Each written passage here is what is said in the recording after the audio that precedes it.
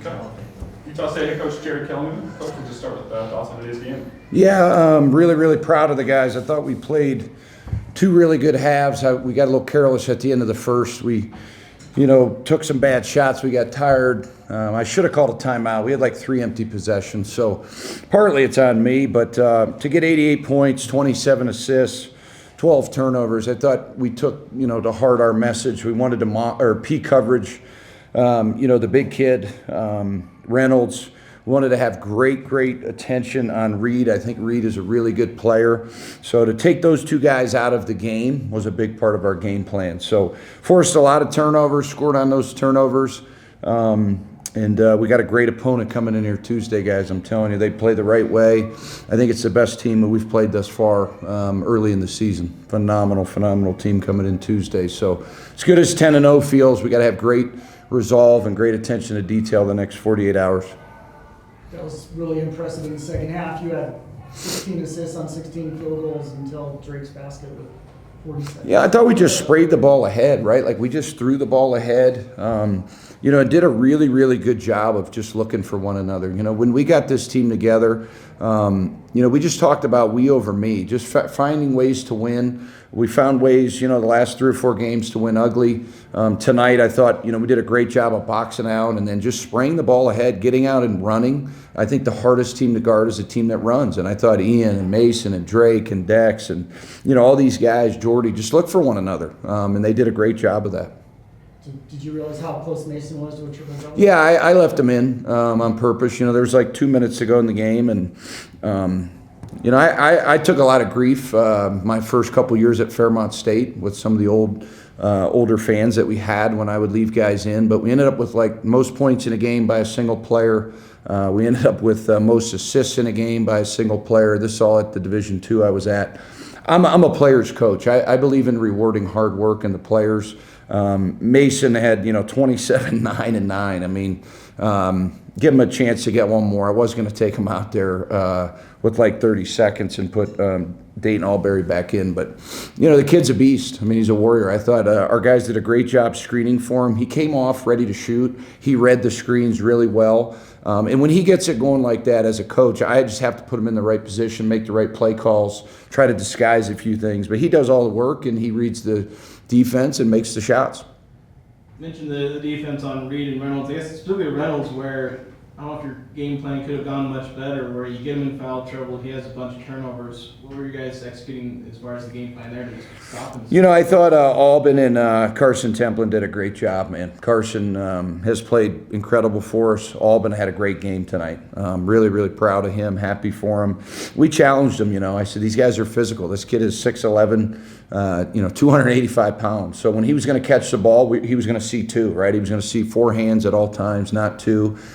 We were going to make it really hard on him, and then we were going to rotate and make him a passer, right? And I thought, hopefully Coach Mendenhall didn't see Mason Falslev flying around stealing the ball. I thought his anticipation, he looked like a great defensive back, and dug a lot of balls out. Mason has great hands. He's very strong, and I thought Dex and some of those guys did a great job of closing the trap, Jason, and the big fella couldn't see. You never let Reed get going either. Yeah, Reed's a really good player. I really like Reed. I think he's got serious feel, and we harped on it. We had a week to get ready for this one. We broke it up. We had really a 4-day prep. Sometimes that's hard coming off finals. Sometimes you look rusty and you can't make a shot. And I was happy for Tucker Anderson to finally see one go down. That was a big shot. I wish he would have made the other one back to back. But it's good to see those guys contributing, and it's got to continue to happen.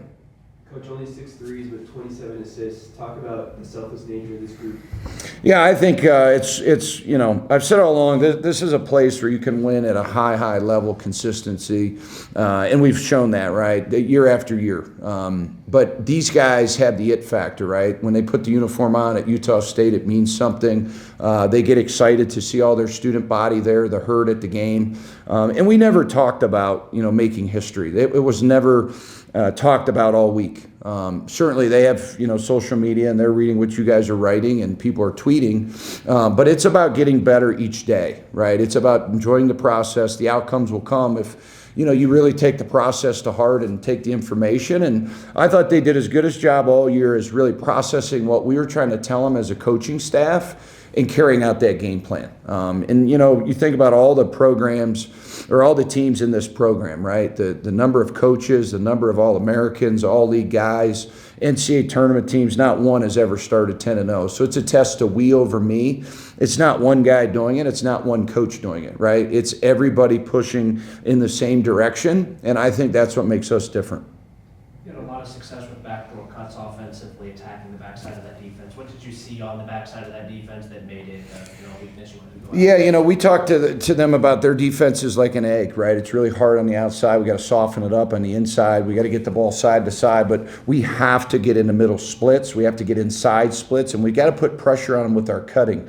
A lot of people talk about pressure just driving the ball. Some teams are built on that. This team has Mason False left, Dexter Acano, Tucker Anderson, list goes on and on. Ian, if people are going to pressure us, we got to back cut. So we worked that a lot this week, and I thought we got a lot of that throughout the game, which loosens the defense up, right? I mean, that's really what we're trying to do. Coach, how do you make sure that your guys stay hungry and motivated as, you know, best start in school history to start off? And as the leader, how do you make sure these guys don't let it get to their head? Yeah, I'm just honest with them. You know, I told them right after the game, UC San Diego is the best team we'll face. If you guys don't believe me, go watch 2 or 3 games like I already have. So, you know, I played these guys when I was at Youngstown. He does it the right way. You know, we know our coaching staff knows that these guys are really good, right? So we've got to really lock in on the details. This is a quick turnaround, but they play tomorrow as well. So they're going to have a 1-day prep. We're going to have a 2. Who can dissect the information, who can carry out the game plan. It just continue to get our guys better. I think that's what coaches got to worry about is the details and the process and not the outcomes. And get your players to do that. And I never heard anybody talk about this record or things like that. They only talk about getting better. Anything else for Coach? Thanks, guys. Coach